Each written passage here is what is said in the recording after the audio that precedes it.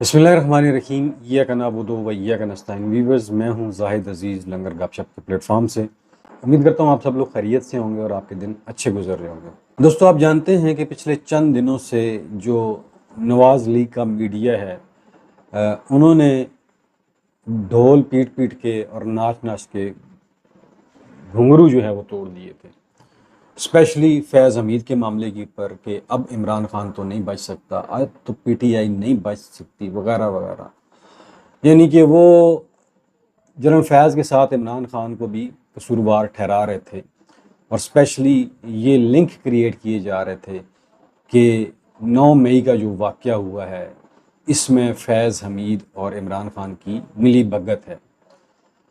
और फिर नून लीग के जितने वज़रा थे उन्होंने भी एक बयानिया बनाने की कोशिश की। फिर कल नवाज शरीफ की जो एक बंद कमरा प्रेस कॉन्फ्रेंस थी वो देखी, उसमें जो इल्ज़ाम लगाया पीटीआई के ऊपर, इनकी जितनी भी मनसूबाबंदी थी या यूं कह लें जितना भी बयानिया था, ये जितनी भी मेहनत कर लें बयानिए के ऊपर, इमरान खान की अडयाला जेल से एक स्टेटमेंट आती है तो सब धरे का धरा रह जाता है, सब खस्सो खशाक की तरह बह जाता है। जनाब, अवाम के हर दिल अजीज़ लीडर इमरान खान ने आज अडयाला में साफ़ियों से गैर रस्मी गुफ्तगू की है जी। उसमें उन्होंने क्या कहा आपके साथ रखेंगे। सबसे पहले तो उन्होंने कहा जी कि नवाज शरीफ ने हमारे ऊपर इल्ज़ाम लगाया है कि सारा माशी निज़ाम पीटीआई ने तबाह किया है, ख़राब किया है।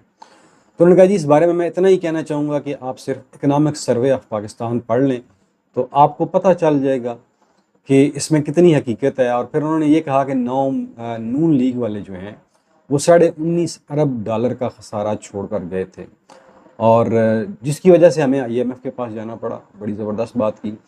फिर जो एक और प्रोपेगेंडा किया जा रहा है खैबर पख्तूनख्वा की हुकूमत के हवाले से, वहाँ वज़रा में अख्तलाफात पैदा हो गए हैं, अली अमीन गंडापुर चल नहीं सकते, उसके ख़िलाफ़ अदम एतमाद आ सकती है, वगैरह वगैरह। ये सारी चीज़ें आपने सुनी होंगी। और वहाँ के जो एक वज़ीर हैं उनको हटाया गया, गालबन शकील नाम है उनका या वकास नाम है, शकील नाम है गालबन उनका, उनको हटाया गया। और इसके ऊपर जो है वो बहुत बड़ा एक जो है ना मीडिया में एक भूचाल पैदा किया गया। आप जानते हैं ये नवाजी मीडिया है, इंडिया में गोदी मीडिया है, यहाँ पे नवाजी मीडिया इसे कहते हैं। और इस मीडिया ने जो है ना कलाबे मिला दी। तो इसके ऊपर जी जो स्पेशली दो वज़रा बयानबाजी कर रहे हैं, आतिफ और जुनैद खान जो हैं, उनको इमरान खान ने ये कहा है कि आप इस तरह करें कि जो एंटी करप्शन के मामले के ऊपर एक कमेटी मैंने बनाई है उसके पास चले जाएं और इस मामले को खा मखा अवाम के अंदर ना उछालें। और एंटी करप्शन कमेटी जो है ने जो कदम उठाया है वो दुरुस्त है, आप जाके उसकी बात सुन लें। यहाँ पे दोस्तों एक बात आपको बताता चलूँ कि खैबर पख्तूनख्वा में आपको एहतसाब का निज़ाम नज़र आता है करप्शन के ख़िलाफ़, चाहे वो उनके अपने वज़रा हों, चाहे वो सेक्रेटरी हों, जो भी हों, उनके ख़िलाफ़ ये निज़ाम नज़र आता है। ये वाक़या क्या है ये भी मैं आपको बता देता हूँ। आप जानते हैं कि एक वज़ीर हैं पीटीआई के अंदर, उन्होंने जो सेक्रेटरी हैं उस वजारत के स्पेशली, उनको कुछ पैगाम रसानी की। उन सेक्रेटरी की भी शोहरत अच्छी नहीं थी और उन्होंने उन वज़रा की जो नाजायज़ फरमाइशें थी वो पूरी नहीं की हैं। कोई ट्रांसफ़र थे, तबादले थे, फिर पैसों का भी मामला था। और उस सेक्रेटरी की इस वज़ीर साहब ने शिकायत लगा दी और उस सेक्रेटरी को तो वहाँ से हटा दिया गया। लेकिन बाद में एक कमेटी बनाई गई और उस कमेटी में उस सेक्रेटरी ने व्हाट्सएप मैसेजेस जो हैं उस वज़ीर साहब के बता दिए कि ये मुझसे डिमांड कर रहे थे, वगैरह वगैरह। तो उस कमेटी में 3 लोग हैं, ब्रिगेडियर रिटायर्ड मुसद्दक हैं और एक जो हैं वो काजी अनवर हैं, या अनवार नाम है उनका। और काजी अनवर और शाह फरमान इस कमेटी में ये तीनों मेंबरान हैं। इन्होंने गैर जानबदार इंक्वायरी की और इस इंक्वायरी में ये साबित हुआ कि जो सेक्रेटरी साहब के इल्ज़ामात हैं वो भी दुरुस्त हैं और जो वज़ीर साहब के इल्ज़ामात हैं ये भी दुरुस्त हैं। उन दोनों को जो है वो हटा दिया गया। सेक्रेटरी को तो पहले हटा दिया गया था, लेकिन उस वज़ीर को भी बरतरफ कर दिया गया। और इसके ऊपर कुछ वज़रा जो हैं कि PK में वो उनकी हमायत कर रहे हैं, स्पेशली आतिफ खान और जुनैद खान जो हैं, और एक अकबर खान का भी नाम लिया जा रहा है। तो यहाँ पे अगर आप थोड़ी देर रुक जाएं तो आप, अगर आपकी मेमोरी इतनी शॉर्ट नहीं है तो आप रिकॉल करें, पंजाब में इसी तरह एक स्कैंडल आया था। पंजाब के मादनियात के वज़ीर थे गोरजानी साहब और उनकी बाकायदा वीडियो आई थी और वो किसी साहब को कह रहे थे कि हम जो प्लाटों की नीलामी करेंगे आप फिक्र ना करें, आपकी मर्ज़ी का आपको प्लाट मिलेगा, हम बाकायदा अखबार में ऐड भी देंगे, ऑक्शन भी करेंगे, लेकिन बालाखिर अंदरूने खाना जो प्लाटों की निशानदेही आप करेंगे वो आपको मिल जाएंगे। ये सारी हम फॉर्मेलिटी करेंगे ऑक्शन की, अखबार में देने की, लेकिन आपकी जो डिमांड है उसको फुलफ़िल किया जाएगा। तो इसके ऊपर ना तो किसी मीडिया हाउस में ख़बर आई, ना किसी मीडिया में शोर डला, ना इसके ऊपर कोई वीलॉग आया, ना इसके ऊपर किसी एंकर ने प्रोग्राम किया। वजह क्या है? नवाजी मीडिया। अब दोस्तों, आप जानते हैं कि मियाँ साहब और मियाँ साहब की क़यादत ने भी इस वज़ीर की इस गुफ्तगू के ऊपर, इस बेहुदा गुफ्तगू के ऊपर, पहले ही मियाँ साहब के ऊपर करप्शन के इल्ज़ाम लग चुके हैं, उनकी गवर्नमेंट के ऊपर लग चुके हैं, उन्होंने कोई किसी किस्म का एक्शन नहीं लिया। इसकी वजह ये है कि मियाँ साहब एक्शन शायद इसलिए नहीं ले सकते कि उनकी अपनी हुकूमत जाली बनी हुई है, फार्म 47 के ऊपर बनी हुई है, पैसे ले दे के बनी हुई है। तो मियाँ साहब ने यही बेहतर समझा होगा, अगर मैंने वज़ीर के ऊपर कोई एक्शन लिया तो हो सकता है कि वज़ीर कहे आप कौन से दूध के धुले हुए हैं, आप भी तो करप्शन करके आए हुए हैं ना, आप भी तो जाली फार्म 47 के ऊपर बैठे हुए हैं। तो ये भी एक वजह हो सकती है। बहरहाल बात दूसरी तरफ चली गई। हम बात कर रहे थे जी कि इमरान खान ने किस तरह इनके बयानिए से हवा निकाली है। आगे जी इमरान खान कहते हैं कि फैज़ हमीद ने 9 मई की साजिश की। उन्होंने कहा जी, कहा जा रहा है कि फैज़ हमीद ने 9 मई की साजिश की है, हालांकि साजिश पीटीआई के ख़िलाफ़ हुई। पहली साजिश ये थी कि जनरल रिटायर्ड बाजवा ने नवाज शरीफ के कहने पर जनरल फैज़ हमीद को हटाया। उन्होंने कहा दूसरी साजिश ये है कि हमारी हुकूमत में जनरल बाजवा ने हुसैन हक्कानी को $35,000 दिए, लॉबिंग के लिए उसे हायर किया, और हुसैन हक्कानी के बाद डोनाल्ड लू वाला मामला आया और हमारी हुकूमत गिरा दी गई।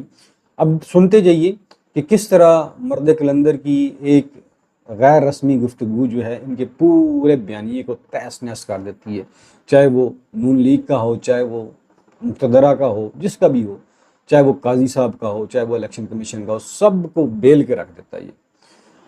आगे जी कह रहे हैं तीसरी साजिश ये है कि चीफ जस्टिस को इंक्वायरी का कहा गया, लेकिन इंक्वायरी की बजाय हमारे मजलूमों पर साइफर केस बना दिया गया और हमारे ख़िलाफ़ 9 मई की साजिश भी की गई। बानी पीटीआई कहना है कि ये केस 1 घंटे में ख़त्म हो सकता है, सिर्फ ये पता करवाएं कि मेरी गिरफ्तारी का हुक्म किसने दिया था। 9 मई के हवाले से बात कर रहे हैं कि 9 मई किसने करवाया, क्यों करवाया, तो उसकी जो जड़ है उसको पकड़ें। 9 मई तो उस दिन हुआ था जिस दिन इमरान खान को गिरफ्तार किया गया था, तो देखें उस दिन गिरफ्तारी का हुक्म किसने दिया था। जिसने हुक्म दिया था उसी ने ये 9 मई करवाया है, ये उनका कहना है जी। और फिर वो कहते हैं जी सीसीटीवी फुटेज सामने लाएं, हमारा मुतालबा है कि 9 मई को जुडिशनल इंक्वायरी करवाई जाए, लेकिन एस्टेब्लिशमेंट ऐसा नहीं होने दे रही। तो जो बंदा इतना कम तमाक से, इतना वसूख से कह रहा है कि जुडिशल कमीशन बनाएं, तो उससे आप इस बात से डराएंगे कि हमने फैज़ हमीद को पकड़ ली है। एमको वाली बात है ना।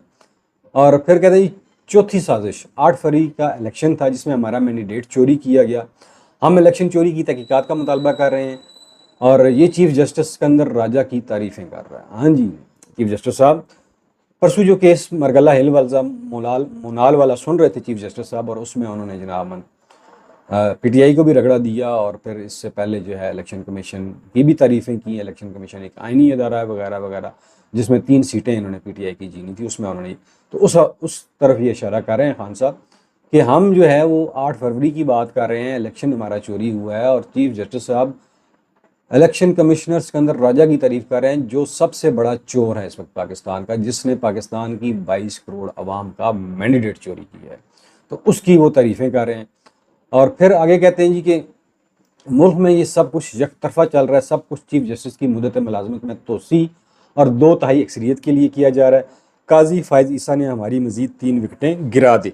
और फिर आगे जी जो ये कहते हैं ना कि पीटीआई ने महशत तबाह की है, उसके ऊपर भी सुन लें खान साहब का। वो कहते हैं जी कि पीटीआई को दबाने के लिए मुल्क को तबाह किया जा रहा है, मीडिया, सोशल मीडिया, इंटरनेट पर पाबंदी है, मुल्क को $50 करोड़ का नुकसान पहुँचाया गया, जबकि भारत की सिर्फ आईटी इंडस्ट्री से $160 अरब की एक्सपोर्ट्स होती हैं। और ये एक तरफ तो इंटरनेट को स्लो कर रहे हैं, फायरवॉल इंस्टॉल कर रहे हैं, और दूसरी तरफ जो है बड़े बड़े पोस्टर लगा रहे हैं, कहाँ, न्यूयॉर्क के अंदर। लाख दी लानत है जी तुम्हारी सोच थे और तुम्हारी प्लानिंग थे। इनका कहना था कि अदालत जब आइन के मुताबिक फैसला दे तो हुकूमत नहीं मानती, फिर सरमायाकारी कैसे आएगी, कर्ज लेने से महंगाई बढ़ेगी और मुल्क डूबेगा। तो जो ICFC इन्होंने बनाई थी, तो उसको भी ये वाज़ेह पैगाम है कि भाई जब आप अदालती फ़ैसले नहीं मानेंगे तो आप ये तवक्को करेंगे कि बाहर के लोग आपके ऊपर ट्रस्ट करें और यहाँ पे आके सरमाया लगाएं। मज़ीद उन्होंने कहा जी इस्टेब्लिशमेंट को कहता हूँ कि आप जो कर रहे हैं इससे मुल्क और अदारे तबाह हो रहे हैं, फ्रॉड लोगों को ऊपर बिठा कर अदारे तबाह किए जा रहे हैं, नैब, पुलिस और FIA से गलत काम करवाए जा रहे हैं, वो तो सब आप जानते हैं। उन्होंने कहा जी आप मुल्क को नुकसान पहुँचा रहे हैं, हमें नुकसान नहीं हो रहा। सोशल मीडिया आवाम की आवाज़ है, धांधली करके जमहूरियत का गला दबाया गया है। पूरी इंटरनेशनल बरादरी जानती है कि पाकिस्तान में किस तरह इलेक्शन चोरी हुए और किस तरह जुल्म और फस्तैयत का बाजार गर्म रखा जो अभी तक जारी है, किस तरह PTI के कारकुनों को उनके घरों से उठाया गया, चादर और चारदीवारी के तकद्दुस को पमाल किया गया और उन मासूम लोगों को भी उठाया गया जिनका PTI से तल्लक ही नहीं था। और अगवा बराए तावान वाले मामलात में भी आपको अक्सर आपके सिक्योरिटी इदारे नज़र आते हैं। इनका कहना था कि जनरल फैज़ हमीद की गिरफ्तारी से डरा नहीं हूँ, अगर डरता तो इस मामले पर जुडिशल कमीशन बनाने का मुतालबा नहीं करता। हाँ जी, तो नवाजी साफियों हुण दसो, हुण आराम है। इमरान खान साहब कह रहे हैं कि जी जनरल फैज़ हमीद की गिरफ्तारी से मैं बिल्कुल भी नहीं डरा, अगर डरता तो मैं जुडिशल कमीशन का क्यों कहता। अगर ये इतना सच्चे हैं तो फिर जुडिशल कमीशन बना दें, एक हाजिर सर्विस जज की तैनाती कर दें, जुडिशल कमीशन बनाए, दूध का दूध पानी का पानी हो जाएगा। 9 मई किसने करवाया, कैसे करवाया, सारा कुछ खुल के आवाम के सामने आ जाएगा। तो इस तरह इनका ये जो बयानिया था पिछले 3-4 दिन से, ये जो लय लगा के वो बड़ी बड़ी लाइन लगा रहे थे, ये सब वाड़ दिया है जी मर्द कलंदर ने। आगे जो इन्होंने इल्ज़ाम लगाया जी, वो जो जेलर को गिरफ्तार किया, साबिक सुपरिटेंडेंट जेल अकरम को, और फिर IG जेल खाना जात को पहले गिरफ्तार किया, फिर उसे घर छोड़ दिया, फिर उसे वीडियो बनवा के सोशल मीडिया पे डलवाई कि जी हमने इसे गिरफ़्तार नहीं किया। तो और उनके ऊपर इल्ज़ाम क्या था जी कि ये जो है ना वो इमरान खान को सहूलतकारी का दे रहे हैं और जुल्फ़ी बुखारी से इनके रब्ते करवा रहे हैं और इनके आर्टिकल इन्हीं के ज़रिए बाहर जा रहे हैं और इनको मोबाइल इन्होंने प्रोवाइड किया और वहाँ पर गुफ्तगू की। उसके ऊपर सोनिया खान साहब क्या कहते हैं जी, मैं आज भी वकला के ज़रिए आर्टिकल बाहर भिजवा सकता हूँ, इसके लिए किसी जेल अफसर की ज़रूरत नहीं है। हुण दसो तो यार तुम लोगों की अक्ल ही माऊफ है, तुम बिल्कुल फुदू हो। उसके पास वकील जाते हैं, उसके पार्टी लीडर जाते हैं, वो किसी भी इकोनॉमिस्ट का या जिस किसी ने भी इंटरव्यू लेना हो उसके सवाल, वो ज़ुबानी इतनी चीज़ें बंदा याद रख सकता है, वो खान साहब को बताएं और खान साहब उनको जनाबन उसके जवाब दे देते हैं और वो वहाँ पे जाके बना लेते हैं। तो ये चीज़ें आपकी अकल में नहीं आती है जी, आर्टिकल कैसे बाहर चलेगी, ये वो खान साहब कहते हैं ये तो मैं आज भी कर सकता हूँ, मुझे तो किसी जेलर की ज़रूरत ही नहीं है। एक सवाल के जवाब में उन्होंने कहा जी जुल्फ़ी बुखारी का पैगाम देने के लिए मोबाइल की ज़रूरत नहीं, वकला और पार्टी रहनुमाओं के ज़रिए भिजवा सकता हूँ, जेल में मोबाइल जैमर्स नस्ब है, मोबाइल फ़ोन नहीं चलता।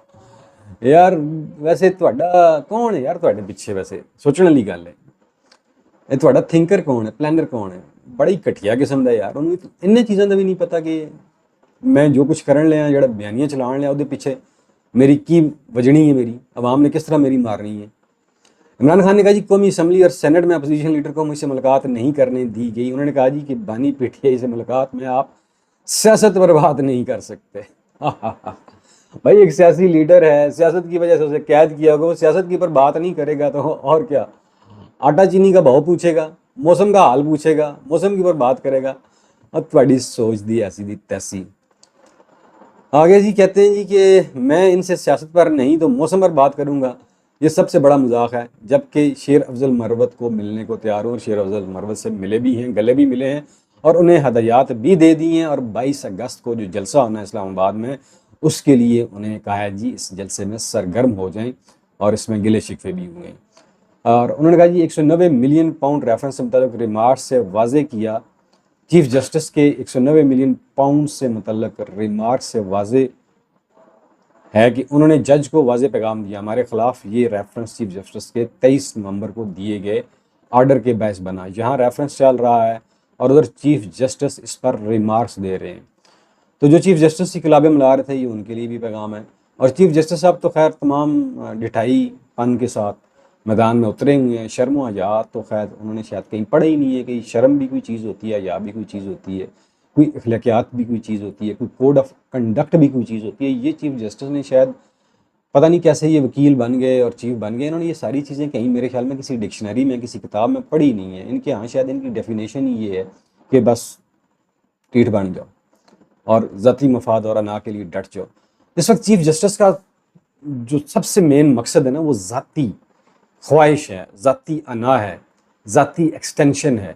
और उनके जो आका हैं जिन्होंने इनके ऊपर पैसे लगाए होंगे, इनके ऊपर इन्वेस्टमेंट की होगी, इन्हें चीफ जस्टिस बनाया होगा, उनको खुश करने के लिए सारा कुछ किया जा रहा है।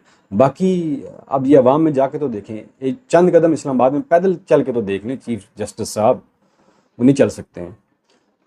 इनका मजीद कहना था जुल्फिकार बुखारी को आया कि वो बताएं कि मैं ऑक्सफोर्ड यूनिवर्सिटी के वाइस चांसलर का इलेक्शन लड़ने को तैयार हूँ। दोस्तों ये थी बात मीडिया से खान साहब की, और जिन लोगों ने बयानिए बनाए हुए थे खान साहब के, जो आर्टिकल बाहर गए और फिर जो जेलर पकड़े गए, फैज़ हमीद पकड़े गए, और फिर जो पीटीआई की फरमाइशी कत्ल का इल्ज़ाम लगाया गया, वो सारे का सारा मुर्शिद की एक स्टेटमेंट से बह गया और बल्ले बल्ले हो गई। और अब सर सब ऐसे सर पकड़ के बैठ गए, यार अब क्या करें यार, अब इसका क्या हम जवाब दें। और भाई आप लोगों के पास जवाब है ही नहीं। जवाब वो देता है जो सच्चा होता है, जो खरा होता है। आप ना सच्चे हैं ना खरे हैं, आप तो खोटे भी नहीं हैं, खोटे से भी परे वाली चीज़ हैं। तो लिहाजा ऐसी बातें ना करें। आवाम का मैंडेट है, उससे तस्लीम करें और आवाम की बात मानें, तभी आपकी इज़्ज़त होगी, अदरवाइज़ मुश्किल है। आखिर में अपना और अपने पैरों का ख्याल रखिएगा। मुझे दीजिए इजाज़त। पाकिस्तान जिंदाबाद।